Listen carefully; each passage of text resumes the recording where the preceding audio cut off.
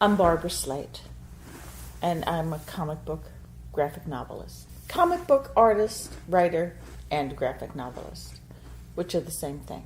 Only one sounds smarter. That's it. Welcome to the Bibliophile. Thank you.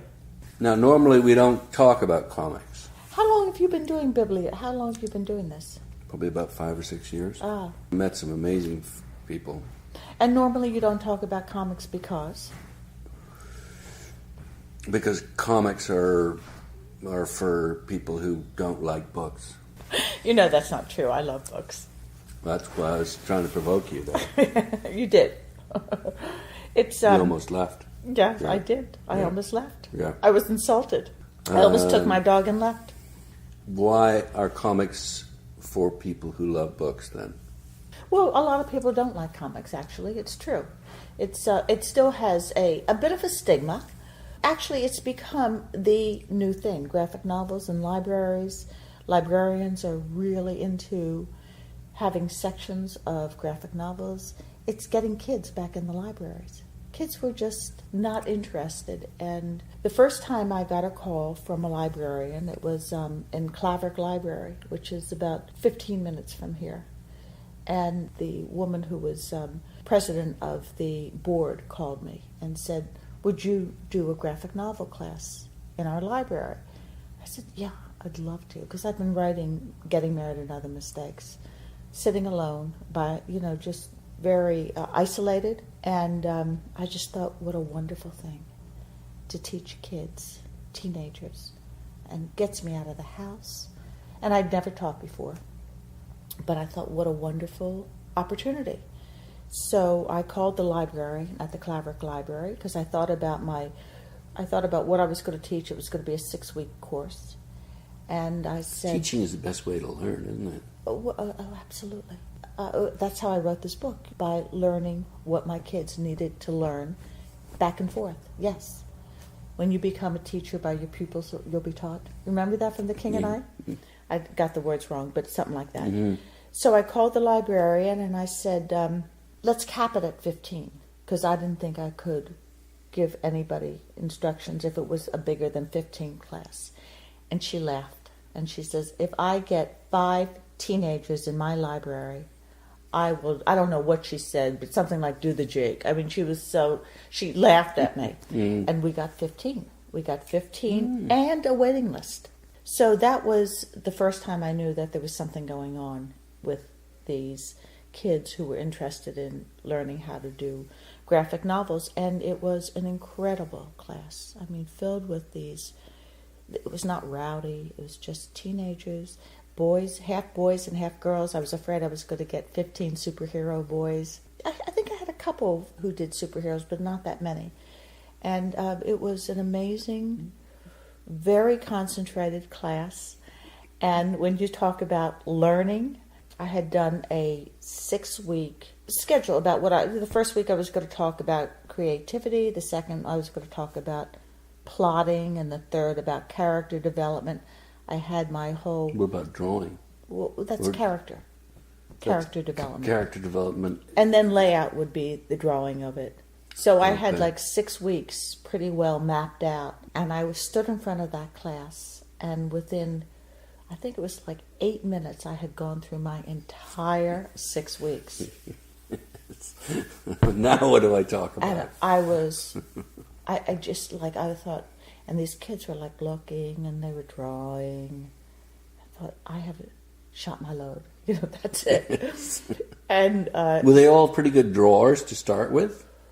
Well, there's all different levels. Yeah, okay. Well, this 15, there were a couple of really good artists. And then I realized that they just wanted to get busy. They didn't want to listen. Mm-hmm. They didn't want to hear my voice. Yeah. They just wanted to get busy. So that's what I did.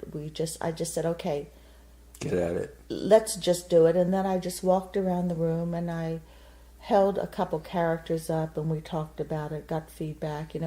What is his name? Where is he from? Tell me about your character. Tell me about his background. Mm-hmm. Does he have family? The common thread is all these kids, when they did their Bible, their character Bible, which is everything you need to know about your character and more. Age, background, siblings, they all, when it said parents background, most of the parents were dead. They had these really terrible stories about how the parents got mutilated, killed, and I just thought for a while it concerned me. I thought, what's going on with this new generation of kids? But I realized they just wanted their character to have total independence.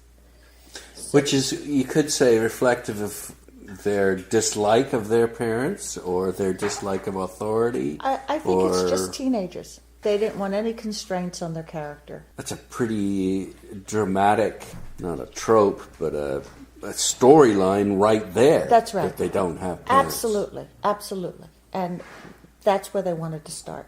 I've been teaching now for about 5 years, and some kids have great family backgrounds, but most of them have traumatic family backgrounds. Yeah. And of course, why not? It's a more interesting story. Having a rosy, perfect little childhood is... Where do you go from there? Dickens, But on the other hand, if they're all doing it, then it gets pretty tired after a while, right? Well, you would be surprised. You would be surprised how they get rid of their parents. Okay, so this includes getting rid of them. Sometimes. Well, look at Batman, right? And how his dad was shot by a criminal. And yes, well, so and it motivates. The Punisher saw his family getting killed, and that was his whole modus operandi. And so he just was going out to seek revenge on the death of his family. Maybe could you just tell us about what you're most proud of having done in your career? I do a lot. I've been writing girl characters who are really strong characters, like even Belle from Beauty and the Beast. I loved writing Belle. She's a good reader, and she didn't take any crap from the Beast. I did a lot of Barbie, and when we did Barbie became a feminist because every month I did 65 Barbie comics, and every month Barbie could live anywhere. She could do anything. She could go to the moon. She could be a model. She could be a teacher. Every month there was a different... she really was the girl who did it all. And but I would actually say that my first character was Angel Love, so that would probably be the one that I'm most attached to, because she was a girl who came from a small town, came to New York. She worked as a waitress, and she was an artist, so she was the closest to me. Autobiographical? So, it's semi-autobiographical. Yeah. Most of my work is, a lot of it is semi-autobiographical, but the women characters are very strong and very unlike the ones that I was brought up with, like Snow White, and everybody was kind of dependent on a man. Mm-hmm. And or getting married to, or getting married to, or waking up and there's the prince. So defines themselves in terms of Oh man, even the Disney characters. I did some Pocahontas. They have very strong father figures, Belle and Pocahontas, and Ariel from Little Mermaid. They all have fathers, but all the mothers are dead. So there's that kind of question of, are these characters, why did they get rid of the mothers? Is it because the mother and the daughter relationship is so difficult? Or is it because all the writers were men at that time? So one never knows. But they all just eliminated the mom. Just gone. They meaning the male writers to start with, and you were tasked with continuing the storyline. Because when you have to Disney, you get a box, about a huge box filled with all the characters, all the descriptions, how they look from one side to another side, all that.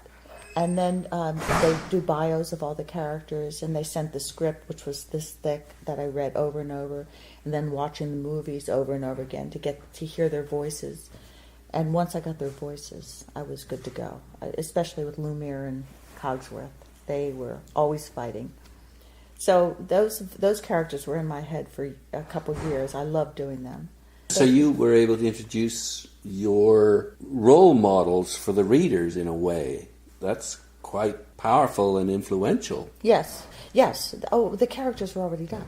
The characters are already done, but you're sending them in a direction that's I did my own different. Stories. Yes. That's also affecting the way a whole generation may think about what a woman can or can't do. Totally empowering for me. I loved writing those characters. Because each one of these comics, this Beauty and the Beast, each edition would sell millions, right? Well, yes, but it's not only that. It's that the what I was instructed to do from Tom DeFalco, who was editor-in-chief, was to put Belle in the castle with the Beast, and so it was that push-pull of that love story, and then all the characters were part of that story. So I could make up every month. I made up my own story, and I sent it to my editor at Marvel, who sent it to Disney. And so I had a lot of editing in the beginning, especially. But then once I caught on to the whole thing, then it just went. And I was able to do my own characters. I did a bookbinder, which was so fabulous to be able to, like I slipped a bookbinder in there to see if they would say, no, you can't. I did a bookbinder, and there was another character I did, I forget. That was exciting to introduce my own characters to that wonderful family. Are these still ongoing or not? No. There was a period of time in the 90s when Marvel was doing comics for girls, and then what happened is it was bought out by Ron Perlman and his gang, who came in and very proudly said, "We know nothing about comics." And they just kind of took over and had no real passion for the industry. And they basically raped the industry. One day they looked at the bottom line and said, oh, well, these comics are not selling as well, because it was just the beginning of the girls' line, because at that time it was 95% boys and 5% girls. So we were starting, and every month that we were climbing and climbing. And then they came in and did a bottom line. One day I walked in and all my comics were gone. Barbie, Beauty and the Beast, Pocahontas, boom, gone. That's from Disney or from Marvel? Marvel. And they just said, forget it, we're just going with what sells. Whatever or what, even though yours were growing. Yes, every month. And we got more mail from girls. I got so much fan mail. It was in the 90s. I don't know the exact date, but it was devastating. Yeah. Really devastating. Now, has that been taken up by others, or not really? Well, what happened was the insurgence of the manga, that became really big. So now the comic book reader is half and half. But still, today, if you go to Marvel or DC Comics, you don't see having anything really much to do with girls. Scooby-Doo, but there's nothing that is a strong girls line the way it started to be here. So. Isn't that interesting? So it took the Japanese to basically even it up. Absolutely. So even when I teach today, there's a whole group of girls who do mangas, and that's the thing, which I'm not a big fan of manga at all. I don't like this. Why not? I don't like the pointedness of it. I don't like the way it looks on a page. It's not human enough, or? I just don't, the characters don't reach me. Yeah. And, they've got those big eyes and the points, and it changed the way Disney does characters now today, because the kids are so used to seeing those angles rather than that softness of these beautiful Disney characters. So I'm not a big fan. Mm-hmm. So we started off by talking about the fact that the bibliophiles may not think too highly of comics, and you're suggesting that they haven't read them. They haven't read them. You look at somebody like Neil Gaiman, you want to cry when you look at his work. It's so beautiful. I know that there's a really strong pull. The Sandman, and then Alan Moore, and Mouse, of course. And Persepolis. There's a lot of women now who are doing their semi-autobiographies. So it's starting to be a big pull now. Yeah, and again, it's a visual draw as much as a storyline draw. Yeah, and a lot of the graphic novels are very dark. I think they're coming out of their darkness now. Certainly my story is, when you read Getting Married and Other Mistakes, there's an underlying sadness to it, but there's also a lot of comedy. I like things to be fun, and I like humor. That's why Beauty and the Beast was so much fun to do. What's next on the agenda?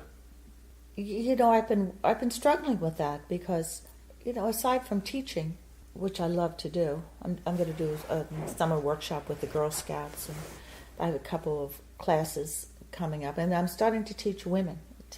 I'm teaching at an art school in the Berkshires on graphic novels, and it's going to be for women, older women. So aside from the teaching, I really didn't want to do anything for a while. After Getting Married and Other Mistakes, that took me almost 14 years to finish. You know, I was doing other things in between. I did You Can Do a graphic novel, but it really took a lot out of me. And so I thought, I'm just not going to do anything for a while. And not doing anything is the most difficult thing. Because what? Because you feel guilty about not doing anything? You just don't know, what are you going to do?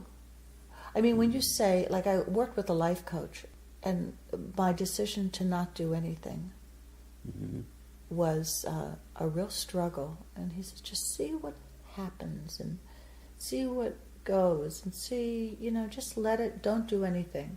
Yeah, because it's almost like, I know, you know, when you create something, it's almost as if you're doing it to defeat the passage of time. You know, you've only got a certain amount of time on Earth. I want to leave something that's significant, that's part of me. So I need to keep creating. I don't feel that way. I feel like I've done like 300 comic books.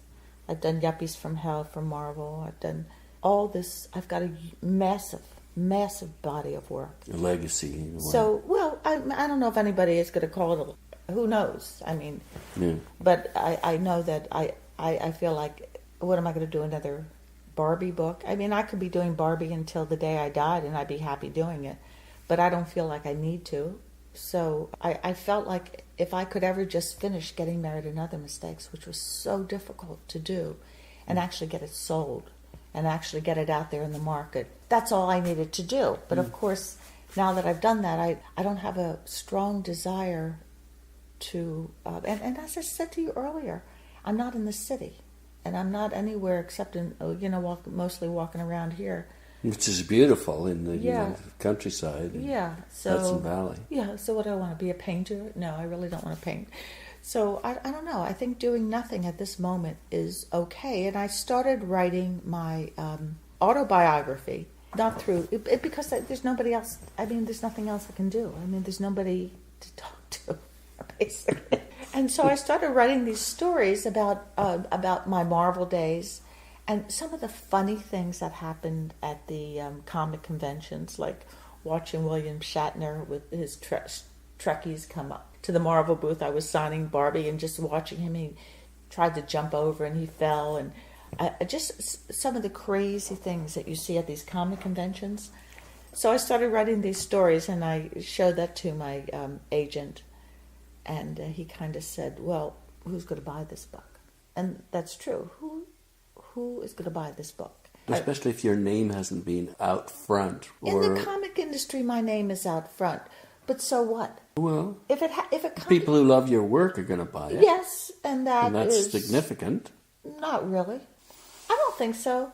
Well, I started writing these stories because I do a slideshow, and I veer off from my slideshow and tell stories. So I started doing my slideshow again, because I always am updating it, because I do a talk on my life in comics at different bookstores, and I do that a lot at bookstores, and it's fun, and I get really nice crowds every time I do it. I thought, oh, this would be better this way, and I change it around. I thought, oh, I think I've got a book here. So then I started veering off from my slideshow into this book, and this is like the Who Cares book. But I think that the fact that there are so few women who were in comics when I started, there were just two of us who were writing and drawing. The other one was from the West Coast, Trina Robbins, who I really love, And she's actually does the history of women in comics. Not that I want to do that, but she's a very good historian, or herstorian, as she would say. And so I started thinking of doing stuff about being a woman in this fiercely dominated male industry, and how that I have a lot of stories. So I started writing that, and so from there I think that's the slant, a woman in comics. And there's so many girls today who are so interested in doing cartooning. I thought, oh, that's a way of doing it. So I'm thinking about it. So I'm going back to my agent to tell him I got a hook, because it's like, Barbara Slate, my life, who cares? But if it's like, my life in comics in a fiercely dominated male, that kind of thing. Or yeah, as you say, you can do it too if you're Yes. a woman. It's not something that's... It's easier today. Yeah. That would be kind of what I'm writing about now. It's not doing it as a graphic novel. It's you're actually going to produce a book, not a graphic novel. So you write, Why not a graphic novel? Well, because I've already done that with Okay. Getting Married and Other Mistakes. That's pretty Okay. much my story. So, But you feel that it's better told just in words alone? I have some pictures, I see. but I'm not doing it as a graphic novel. But it's a totally different thing, because, walking into the office, looking from side to side at the blah, blah, blah, and da, da, da. So I've got to really paint the picture rather than paint the picture. So it's a totally different thing. I'm getting better at it, but I don't know. I don't know where it's going to take me. But I just have to hear one person saying, who cares? And it kind of throws me into a, because I have that voice in my head anyway. So who cares? Well, it's interesting, isn't it? You've already produced a body of work that you're happy with. Yes. You almost have to work at some sort of motivation to motivate yourself to tell you, well, why am I doing this? And you're doing it for other younger women? Yeah, but I also am doing it because I do have a story to tell. Because it really was a time in history of comics where there really were no women. There were editors, and strangely enough, The pioneer. and the president of DC Comics was a woman at that time. So there were women in the field, but not women creators writing and drawing. So it is a period of time that doesn't get discussed much, especially from a woman's point of view. That's what I'm working on now, or thinking about now. But, if I drop dead tomorrow, I think I'd be happy with what I did. And I hope at my funeral, all my stories would be hung up somewhere. Somebody would take the time to say, look, here's another Archie story. So. But they are doing that right now, aren't they? On a Yes, site? it's actually happening a bit. What is that site again? It's Comics Resource. It's actually called Comics Should Be Good. That's the name, that's the heading, Comics Should Be Good. Okay. And then Barbara Slate, and then there's a whole, it's a wonderful week in review. Which is on that website right now. And what's the website? Is it comicresource.com? Comic Book Resource. Okay. It's CBR. So if you Google that now that'll be up there. It's not going to disappear, right? No, it'll be up there, but you have to put my name on there too. Okay. And that'll give people a taste of how you've evolved over the years. Or your you work. could go to my website, barbaraslate.com, and then you can see everything. Okay. And then you can do a graphic novel. It's also my website if you want to hire me to come somewhere. And talk about. Yeah. Yeah. Okay. Final question: did you enjoy being Betty's voice or Veronica's voice? Whose voice did you prefer to write? Well, the question in my youth was, are you a Betty or a Veronica? Mm-hmm. And I was Betty with a passionate desire to be Veronica. And then I had a friend who was very Veronica, who thought she was Betty. So I could jump into her head. Yeah, I have to have a go-to person. So for Betty, I was my go-to person. For Veronica, there was a friend who I could just, I got her. So I could do both of them. And Betty is very much like Barbie. So I was doing a lot of Betty's and I was doing a lot of Barbie. They almost interchanged. Betty had a little more of a bite to her. I made her a little bit more of a bite than Barbie. But I really liked doing their relationship, Betty and Veronica. And I liked the idea that they were best friends for 80 years. And both loved the same boy, and somehow their friendship survived. So I loved writing about their friendship rather than it all about fighting over Archie. Because again, that's sort of defining yourself in relation to the male, right? So you tried to sort of shift that a bit. Yes, I did. I wrote about their friendship a lot.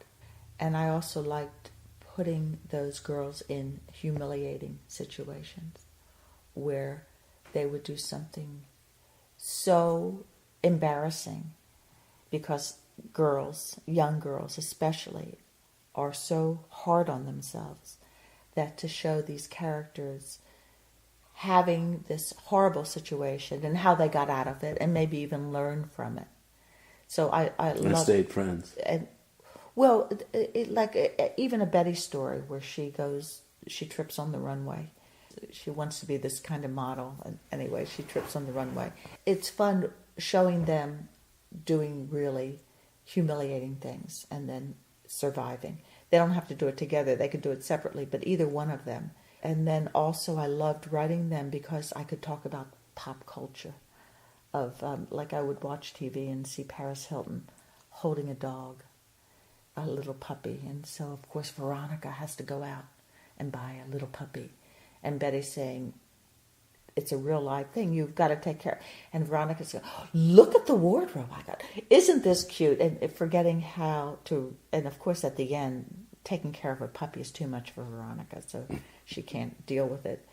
So things in pop culture, also do you know P. Diddy, who does that white party in the Hamptons? Have you heard about that? Oh, anybody gets invited. Oh, it's so exciting. And so I have a story about Veronica being on the list to get into this very fancy party. And Betty, of course, is not invited. But Veronica finds out that Reggie's invited and then Archie's invited. And when she finds out Jughead's invited, she's like, that's it, I'm not going. So I love doing stuff with pop culture. So the question was, who do I like better? Yeah, but it sounds to me like you love the interaction. Yes, and all those characters. Yeah. And Archie was always a difficult one for me because I couldn't understand why these two great girls loved him so much.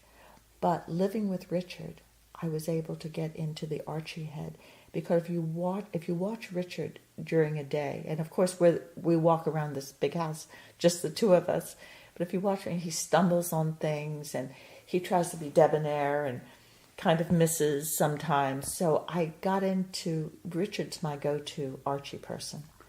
So I was able to start seeing it from a man's point of view and started loving Archie and seeing how I could get understanding him and understanding his conflict with these two girls. It wasn't that he thought he was so cool. It's just that he sincerely loved both of them.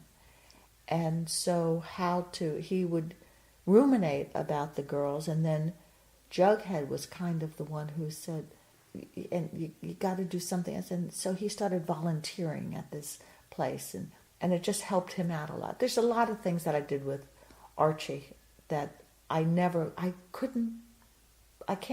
started really writing Archie and loving to write Archie. So that was a big awakening. So I actually loved, if you say Betty, Veronica, Archie, I would have to say that I loved writing Archie because it was such a challenge for me, you know. I loved actually writing all of them.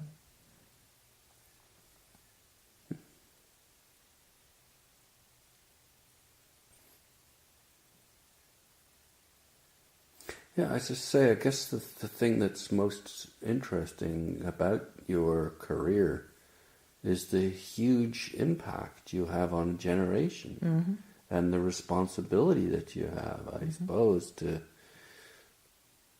deliver not necessarily the right message, but a message that you don't want to be too sort of sucky, but you also don't want to send that generation down the wrong path. Right. My stories usually have an edge to them, but I'm very, very aware of sending a message of, I don't want to say good versus evil, but there is something that they get out of it, you know, whether it's volunteering or the Betty and Veronica, of course, have Betty is so good and Veronica is so self-centered. The way they talk to each other. I play them off each other, and then I have, sometimes Veronica says, gee, everybody loves Betty, maybe I should try to be more like Betty. And so she'll try that for a little while and see what happens. And also Betty says, you know, Veronica, look how beautiful she is. Everybody worships her. You know, maybe I should try to be more like her. So what years did you go? I've been doing Betty and Veronica for maybe 15 years, something like that. And you continue to do? No, I don't do it today. They're just doing, right now they're doing reprints. And when did you stop then? A few years ago. They have a gay character out now. I was going to say, because it's this suggestion that Jughead may have been in that category, but maybe not. Gay? Yeah. No, Jughead wasn't gay. Right? No, he had a girl who was chasing him. But he was okay with that, I guess, or maybe not. But Jughead was mostly into food. Okay, so he was asexual then. He had some really good things to say to Archie about life. I think I always looked at Jughead as more of a philosopher. Who liked food. Who liked food. Yeah. Like, you know. Yeah, who was skinny and he liked food. And he would just tell Archie the way things were. At the end, Archie said, I can't believe I listened to Jughead. Look at the trouble I got into. But he would listen because Jughead had some good, he had a good rap. Well, it's been a real pleasure to talk to you on thank you. On the recording device. And you actually got that? Everything's being recorded? I hope so. I hope so too. Thanks very much for your time. Oh, thank you. It was fun. Yeah. I'm so glad to meet you. After Likewise. You just come in here to interview Richard, and then you got a twofer. A twofer. Yeah, I'm lucky. And now it's Sparky's turn. Yeah. Can you bark? Spark? What do you have to say, Sparky? Bark? No. Strong, silent type.